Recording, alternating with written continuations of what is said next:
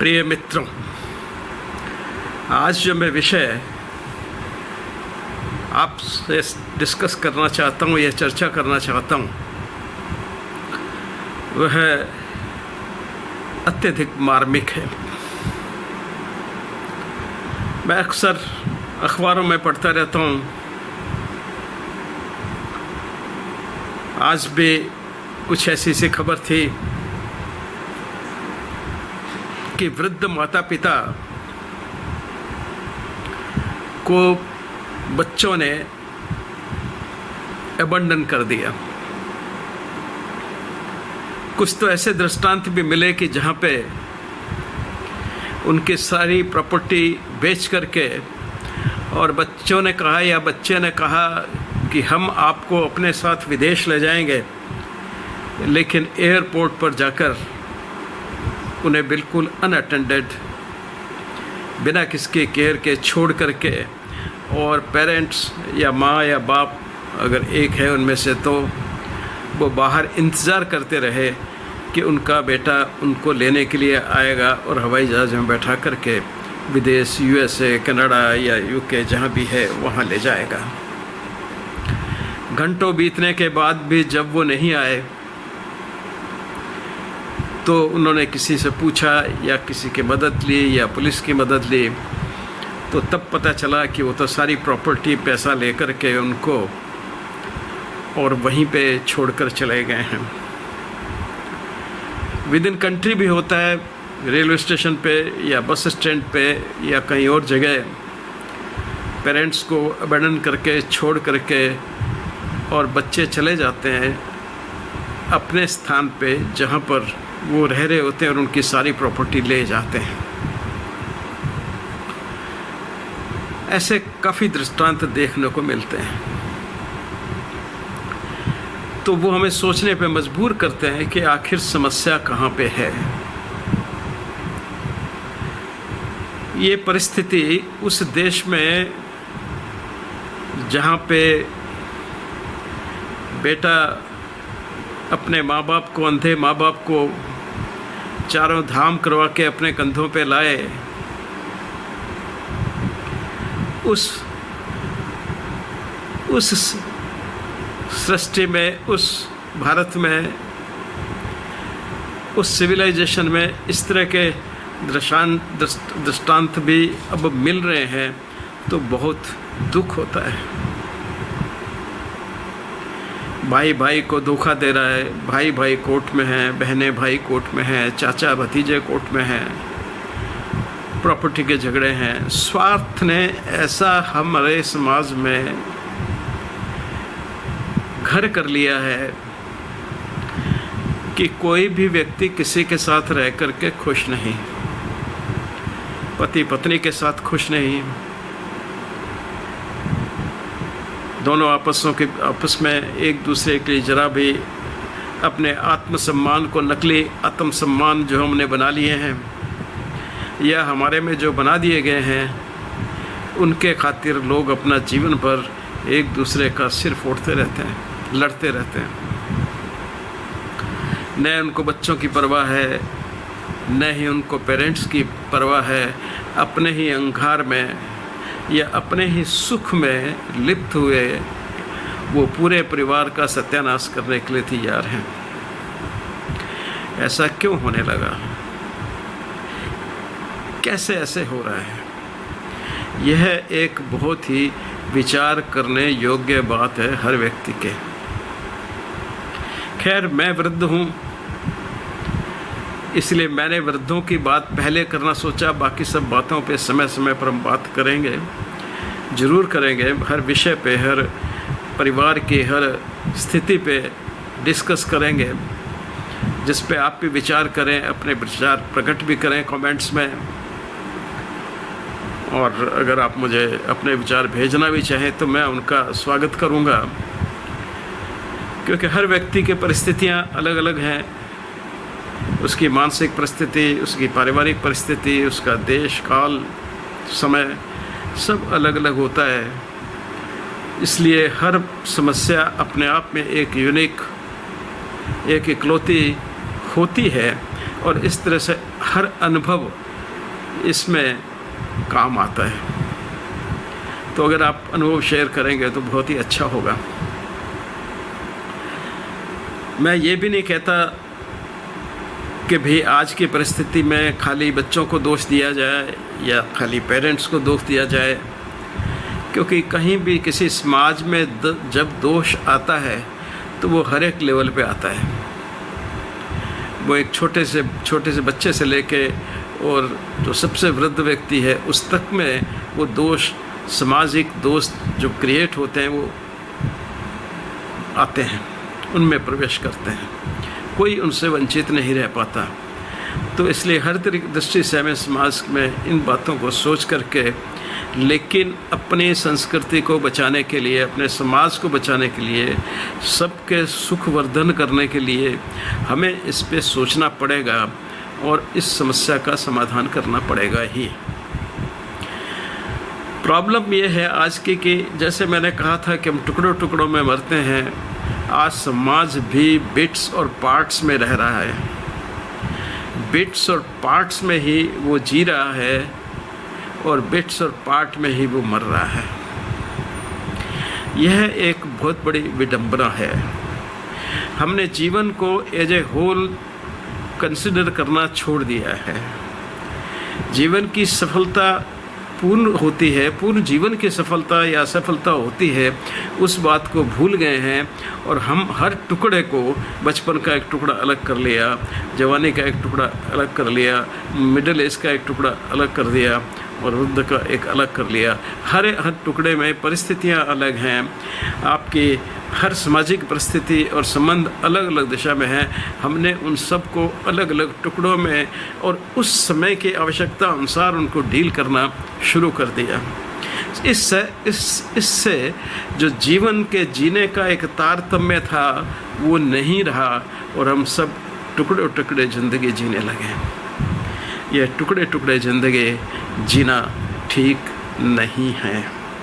यह आपको कोई एकत्व प्रदान नहीं करता, न आध्यात्मिक, न ही आपको शारीरिक और न ही आपको मानसिक सुख दे सकता है।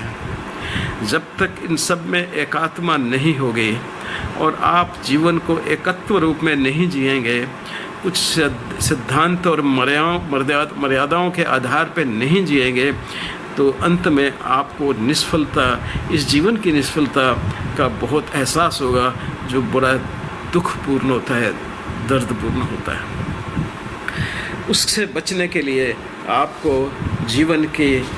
जीवन को समझना होगा, एग्जिस्टेंस को समझना होगा इस संसार में। खैर, बात मैंने कहा था आज वृद्ध लोगों की करेंगे। वृद्ध लोगों की समस्या हिंदुस्तान में एक बहुत बड़ी समस्या है। यूरोप वगैरह में तो ये समस्या बहुत पहले शुरू हो गई थी और वहाँ पे वृद्धों का तिरस्कार बच्चों द्वारा करना वो बहुत पहले शुरू हो गया था, 1960 के आसपास से शुरू हो गया था। और फाइनली आज की स्थिति में वहाँ पारिवारिक व्यवस्था समाप्त हो चुकी है, वह फेल हो चुकी है। ये बहुत ही दुख का कारण है, क्योंकि उसका परिणाम, जैसा मैंने पिछले सेशन में कहा था, उसका परिणाम होता है एक्सटिंक्शन ऑफ द रेस। ये मान के चलिए, जब भी मानव रेस में जो प्रोडक्शन रेट जो है 1.2 पर कपल से नीचे आ जाती है, तो उस समाज का, उस रेस का एक्सटेंशन मोड में जाना निश्चित हो जाता है और उसका समाप्त होना निश्चित हो जाता है। ऐसी कई जगह पर कई समाज जो हैं वो इस परिस्थिति में आ चुके हैं कि उनके प्रोडक्शन रेट, यानी कि बच्चों की रेट पर कपल 1.2 से कम चली गई है। तो वो बिल्कुल एक्सटेंशन के लिए निश्चित है, उनको कोई रोक नहीं सकता, क्योंकि इस स्टेज आने के बाद में यह फिनोमेना एक इरिवर्सिबल हो जाता है। हम भी उस दिशा में बढ़ते जा रहे हैं, लेकिन हमें सोचना होगा। और जब परिवार टूट जाता है, जब परिवार ख़त्म हो जाता है, वो परिवार के संबंधों का कंटेक्स्ट ही ख़त्म हो जाता है, तो फिर कौन किसकी केयर करेगा? हर आदमी अकेला है, हर आदमी जो है वो बुझा हुआ है, हर आदमी परेशान है, वो न अपनी ज़िंदगी को किसी से शेयर कर सकता है, न ही स्वयं उसको सह सकता है। और वह व्यक्ति जो इतना एकाकीपन और अकेले में पड़ जाता है, उसका जीवन कैसा होगा, ये कल्पना की ही स्थिति है। खैर, हम वृद्धों की बात कर रहे थे।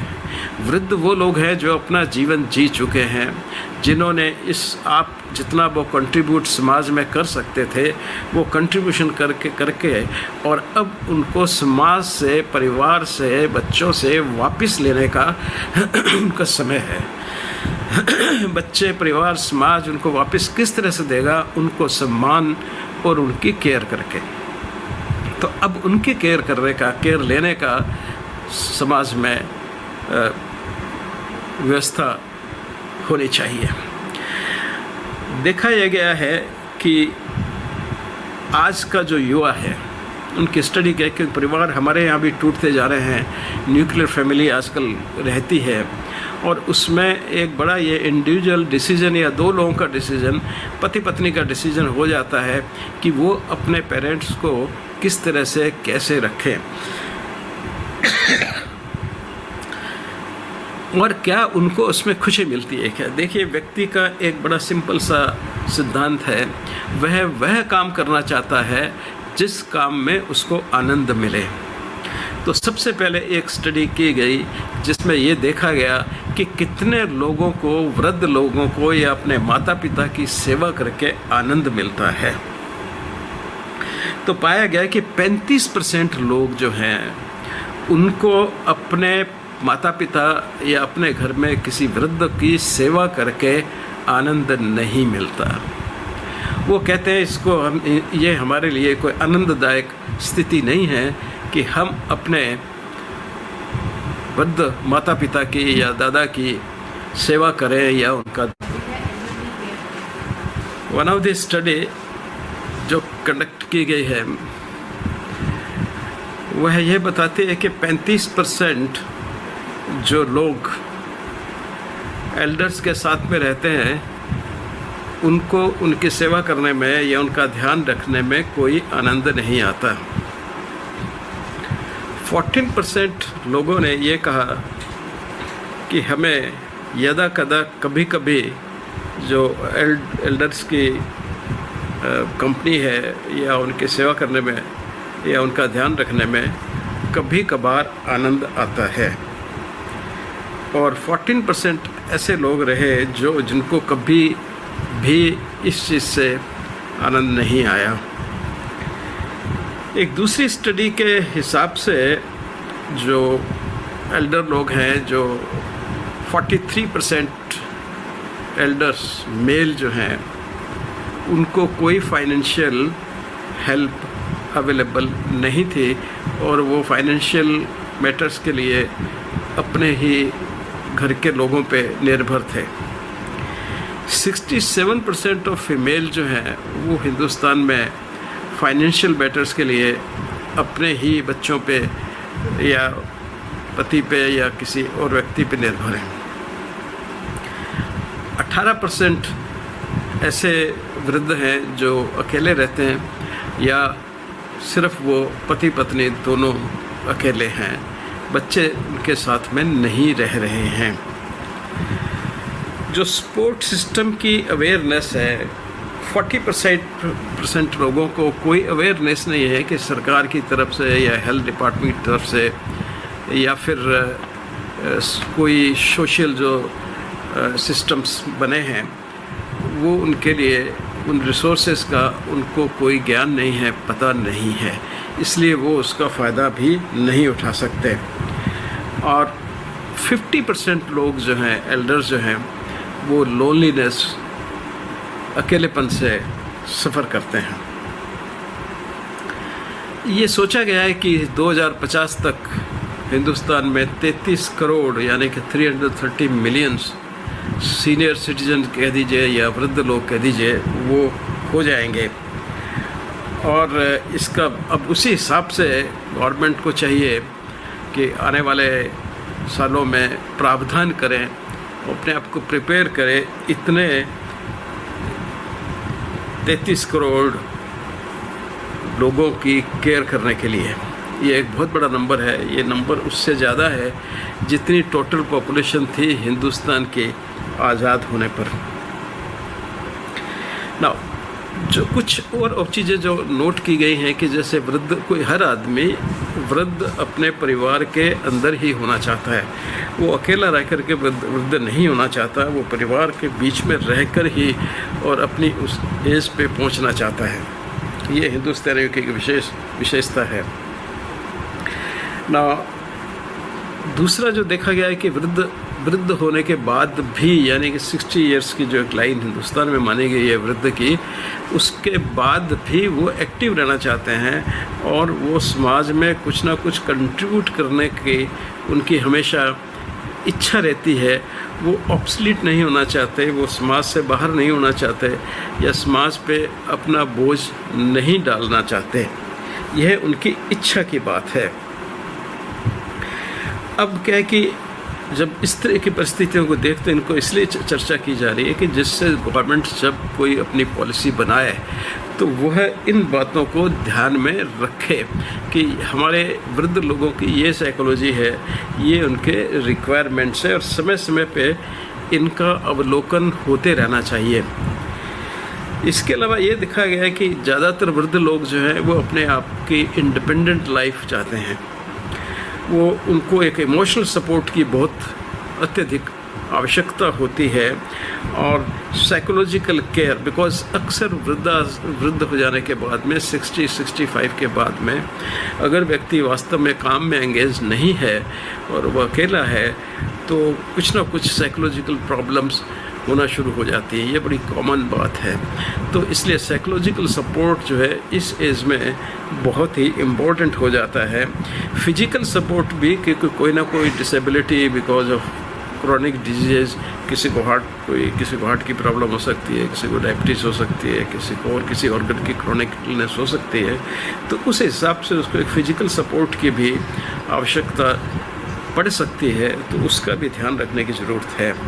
ऐसे ही कुछ लोगों में जिनके कोई अंग बेकार हो जाते हैं, जैसे किसी को पैसिव न्यूरोपैथी हो गई, वो चलने में सक्षम नहीं है, तो एक असिस्टेड लाइफ लीड करने का भी इस एज में इंसिडेंस हो जाती है। नाउ हर व्यक्ति की हिंदुस्तान में ये पाया गया है कि वो होम बेस्ड केयर चाहता है। वह कहीं ओल्ड होम में या हॉस्पिटल में या असिस्टेड लिविंग के जो संस्थाएं होती हैं वहाँ पे वो ज़्यादा इच्छुक नहीं होता, वह अपने होम बेस्ड केयर से ही ज़्यादा सेटिस्फाई होता है। कुछ लोगों को रिहेबिलिटेशन की ज़रूरत भी पड़ सकती है, कोई अंग भंग हो गया या फ्रैक्चर हो गया, कुछ और हो गया तो, या कोई ऑर्गन डिसेबल हो गया, तो एक असिस्टेड लिविंग के जो या रिहेबिलिटेशन की भी उसको आवश्यकता पड़ सकती है। टर्मिनल स्टेजेस में हॉस्पाइस केयर भी ज़रूरत पड़ सकती है और एक कम्युनिटी, इसलिए इन सब बातों को देखते हुए community based comprehensive old age care के प्लान की ज़रूरत है। जो गवर्नमेंट जो है दैट शुड कम, वो आए ऐसे प्लान लेकर के और जिसमें बाकी जो संस्थाएं हैं वो भी उनका सहयोग दे। इस तरह से एक बहुत बड़ी एक्टिविटी समाज के अंदर हो जाती है। इस स्पेशलिटी को, अब ओल्ड एज की केयर भी एक स्पेशलाइज्ड जॉब है और इसके लिए जीनेटिक सब्जेक्ट जो है उसको डेवलप करने की आवश्यकता है। उसको जो रेगुलेटरी अथॉरिटीज़ हैं वो कंसिडर करें, उनके लिए सिलेबस, करिकुलम, डिग्रीज ये सब क्रिएट करें और डॉक्टरों को प्रोत्साहन दें कि वो इस विषय में आएँ। और ये ज़रूरी है कि हर हॉस्पिटल में एक जीनेटिक डिपार्टमेंट अलग हो और जीनेटिक बेड्स भी अलग हों और जीनेटिक से डॉक्टर्स भी उनको देखने के लिए, ज़्यादातर ये मल्टी स्पेशलिटी का काम होता है। एक कोई सिंगल स्पेशलिस्ट रहना मुश्किल होता है, पर एक जर्नलिस्ट एक केयर के लिए और फिर जो है उनको बाकी डिपार्टमेंट से लिंक करके और एक जीनेटिक अच्छी सर्विसेज और उसके लिए स्पेशल बेड्स बुक्ड होने चाहिए। एक किसी हॉस्पिटल में, क्योंकि अब वह व्यक्ति इस स्थिति में नहीं है कि जगह जगह जाकर के 3-4 डिपार्टमेंट्स को दिखा के, क्योंकि अक्सर मल्टीपल प्रॉब्लम्स होती हैं तो उनको 3-4 डिपार्टमेंट्स की कंसल्टेशन चाहिए होती है, तो वह अब उस स्थिति में नहीं होता कि वो अकेले उस तरह की व्यवस्था कर सके। तो इसलिए कॉम्प्रिहेंसिव केयर करने के लिए एक जीरियाट्रिक डिपार्टमेंट होना चाहिए और उसके साथ में कम से कम 20, 25, 30 जैसी उस जगह की आवश्यकता हो उतने बेड्स इन लोगों के लिए बुक रहने चाहिए अलग से, तब उनको शायद एक अच्छी सेवा प्रदान कर सकें। इसके अलावा जितनी भी उनकी ड्रग्स, इंस्ट्रूमेंटेशन, जो कुछ भी वृद्धावस्था के लिए आवश्यक होता है उस पर सब्सिडाइज्ड रेट्स होने चाहिए। गवर्नमेंट सब्सिडाइज करे, उसमें टैक्सेशन कम करे या और चीज़ें और तरह की छूट दे करके उन दवाइयों को, उन इंस्ट्रूमेंट्स को कम कॉस्ट पे गवर्नमेंट उनको प्रोवाइड करे। जहाँ तक संभव हो सकता है वहाँ तक इसको गवर्नमेंट सर्विसेज अगर प्रोवाइड करे तो वो ज़्यादा बेटर होगा, क्योंकि अगर ये जो इंडस्ट्री डेवलप होता है, जीरियाट्रिक केयर जो है वो एक जो इंडस्ट्री के रूप में डेवलप होती है, तो फिर उसमें जो है जो पैसे वाले लोग हैं जिनके पास अच्छा पैसा है वो तो मैनेज कर पाएंगे, लेकिन जो गरीब लोग हैं, जो लोग उसको अफोर्ड नहीं कर सकते, उनको उसमें बड़ा नुकसान रहता है। व्यवस्था कुछ इस तरह से करनी चाहिए कि उनको उनके डोर स्टेप्स पर सर्विसेज, मेडिकल सर्विसेज खास करके वो उनको प्राप्त हों। और इसके अलावा सब्सिडाइज सपोर्ट चीज़ें जो हैं, जिनकी भी सपोर्ट, वॉकिंग स्टिक से लेके जितने भी इम्प्लीमेंट्स हैं, तो वो सब इम्प्लीमेंट्स पे जो कुछ टैक्सेशन न हो या किस तरह से गवर्नमेंट को फाइनेंस करके सब्सिडाइज करे और सस्ती रेट से वह इन वृद्धों को मिलनी चाहिए, क्योंकि फाइनेंशियल सपोर्ट जैसा आपने बताया कि बहुत लिमिटेड हो जाता है वृद्धों के पास। इवन पेंशन भी इनिशियल स्टेजेस में, रिटायरमेंट के बाद इतनी सफिशेंट नहीं होती, फिर उम्र के साथ पेंशन बढ़ती रहती है तो कंफर्ट स्टेज उसकी आ सकती है, लेकिन शुरू के कुछ सालों में 5-6 साल तक तो पेंशन भी बहुत लिमिटेड सी उनको मिल पाती है और जिससे उन पर काफ़ी फाइनेंशियल स्ट्रेन पड़ता है। इसको एक सोशल अवेयरनेस देने की ज़रूरत है, लोगों को बताने की ज़रूरत है, क्योंकि देखिए वृद्ध हमारे यहाँ पे ये कहा गया कि यह न सभा या न वृद्धा, वो सभा ही नहीं है जिसमें वृद्ध नहीं है। और वृद्धों से लगाव वह एक बड़ा नेचुरल सा लगाव था हमारे समाज में, लेकिन अब नई व्यवस्थाएँ और नई जो नकल वेस्टर्न सिविलाइजेशन की हमने करना शुरू की है, उसमें वृद्ध आदमी के ऊपर एक भार बनते जा रहे हैं। वो उनको भार की दृष्टि से देखता है, एक एक्स्ट्रा बर्डन के रूप में लोग उसको लेने लगे और उनका आनंद जो था, उनकी संगत का आनंद, उनके साथ रहने का आनंद जो था, आदमी उससे दूर होता जा रहा है, क्योंकि बचपन से ही उसको पेरेंट्स जो है वो इस प्रकार की नहीं देखते और वो भी देखते नहीं है अपने पेरेंट्स को, अपने मतलब यानी कि उनके दादा दादी को केयर करते हुए, और जहाँ करते हैं वहाँ पे बहुत फ़र्क पड़ता है। मुझे मालूम है, मैं अपने दादा से बहुत ज़्यादा लगाव रखता था, मरते लास्ट मिनट तक मेरा उनसे बहुत ज़्यादा लगाव रहा और परिवार में सभी को उनसे बहुत ज़्यादा लगाव था। वो सबसे ज़्यादा घर में प्रिय थे और सब उनका कहना मानते थे, सब करते थे। तो वो 95 ईयर्स तक जिए और उस उम्र तक भी सब उनका बकते थे, बहुत ज़्यादा ध्यान जिसे कहते हैं हम उनको रखते रहे। हम ही नहीं, मोहल्ले के आसपास लोग भी उनको बहुत सम्मान करते थे। तो वो एक सामाजिक व्यवस्था थी, उसमें वृद्धों को कभी ये महसूस नहीं होता था कि हम नेगलेक्टेड हैं या हमारा ध्यान नहीं रखा जा रहा या हम नहीं है। वो पूजनीय होते थे, हर बात उनसे पूछ के की जाती थी, हर बात उनकी नॉलेज में डाली जाती थी। तो वो समाज से, परिवार से, हर व्यक्ति से जुड़े हुए महसूस करते थे और उस आनंद में वो आराम से अपनी ज़िंदगी जीते थे। लेकिन वो बातें अब ख़त्म होती जा रही हैं। उनकी अवेयरनेस कराना बहुत ज़रूरी है, सोशल अवेयरनेस। मैं तो कहता हूँ कि स्कूल के सिलेबस में डालना चाहिए फैमिली के बारे में, और हर फैमिली में हर सदस्य के सिग्निफिकेंस के बारे में, और फैमिली कितनी महत्वपूर्ण है और फैमिली सपोर्ट से कैसे आदमी की सारी समस्याओं का समाधान हो जाता है। यह सब एक स्कूल लेवल पे सिलेबस पे एक अलग से फैमिली इंस्टीट्यूशन पे चैप्टर डालने की ज़रूरत है, क्योंकि हमने अभी कुछ नहीं किया तो हमारा फैमिली इंस्टीट्यूशन ख़त्म हो जाएगा, ये बिल्कुल में समाप्त हो जाएगा और इसको समाप्त नहीं होने देना चाहिए। अभी इसमें काफ़ी दम है, तो इसलिए revival of the family institution जो है समाज में करने के लिए गवर्नमेंट को, NGOs को, सभी को मिलकर भरसक प्रयास करना चाहिए। जो लोग इसको समझते हैं, कुछ लोग तो ना समझे, जो समझते नहीं उनको तो कोई फ़ायदा नहीं है, लेकिन वो भी जब दूसरों को देखेंगे तो आदमी तो नकल करने वाला होता है, तो वो उन बातों को जल्दी ही अपनाना शुरू कर देंगे। फिर जो एक सोसाइटी में मॉरल एंड एथिक्स थे फैमिली के टुवर्ड्स और सोसाइटी के बाद, उनका बहुत ह्रास हुआ है पिछले 50 साल में, तो उनको भी रिवाइव करना चाहिए। और जो पॉलिटिकल एजेंडे और पॉलिटिकल स्टेटमेंट्स और इरिस्पॉन्सिबल स्टेटमेंट्स और ये सब लोग देते हैं, वो भी परिवार की व्यवस्था पे बहुत अधिक प्रभाव डालते हैं, तो उनको भी थोड़ा एक रिस्पॉन्सिबल होकर के कुछ अच्छी बातें करनी चाहिए समाज के लिए, न समाज को तोड़ने वाली, बल्कि समाज, परिवारों को, व्यक्ति को आपस में जोड़ने की बातें करनी चाहिए, न कि उनमें लड़ाई का। आज की तो पॉलिटिकल स्थिति ऐसी है कि लगता है कि जैसे उनको सिवाय अपने के किसी और के बारे में चिंता ही नहीं है, वो सिर्फ एक मात्र उनका केंद्रित वोट ही हो गया है और उसके लिए वो कुछ भी करने को तैयार है, मरने मारने को तैयार है, शायद अपने आप को भी समाप्त करने को तैयार हो जाए। तो इस विकट परिस्थिति में इन सब चीज़ों को रिवाइव करना, वापस और समाज में लाना बहुत ज़रूरी है, क्योंकि जब तक हम जो एल्डर्स हैं उनमें एक सेंस ऑफ सिक्योरिटी नहीं लाएंगे, उनकी हेल्थ की केयर नहीं करेंगे, सपोर्ट सिस्टम उनके लिए नहीं होगा, और वो जब तक समाज में, परिवार में पार्टिसिपेट नहीं करेंगे और उनका कुछ कंट्रीब्यूशन उसमें नहीं होगा, तब तक ये सारे प्रयास सार्थक नहीं होंगे। तो उस व्यवस्था को उस स्तर पर लाना बहुत ज़रूरी है।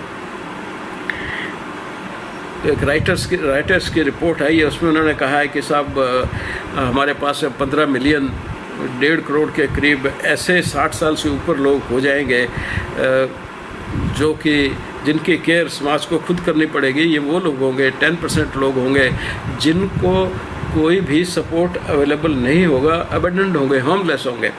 यह भी एक है, क्योंकि ये सब डाटा जो प्रोडक्ट किए जाते हैं वैसे ज़रूर नहीं है कि सही हो, क्योंकि वो USA और UK के, वहाँ के UK तो खैर अच्छा ऑर्गेनाइज्ड जगह लोग हैं, वहाँ के उनके इतनी ज़्यादा प्रॉब्लम है इतनी नहीं, पर USA में बड़ी भारी प्रॉब्लम है ये।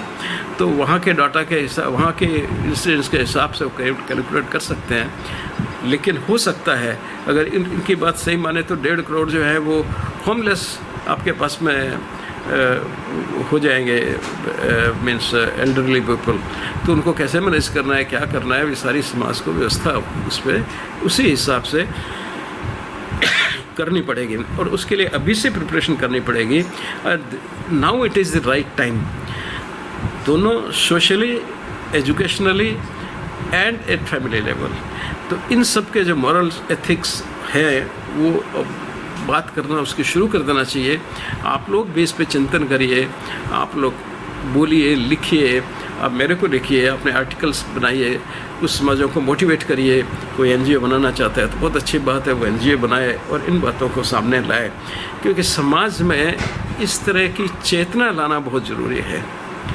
क्योंकि अगर ये चेतना ख़त्म हो गई तो फिर समाज बिल्कुल टुकड़ों टुकड़ों में बट जाएगा, और हमारे वृद्धों का जो अंतिम व्यक्ति का फेज होता है वह बहुत ही दुखद हो जाएगा, और वह एक अच्छा साइन नहीं है किसी भी सिविलाइजेशन के लिए।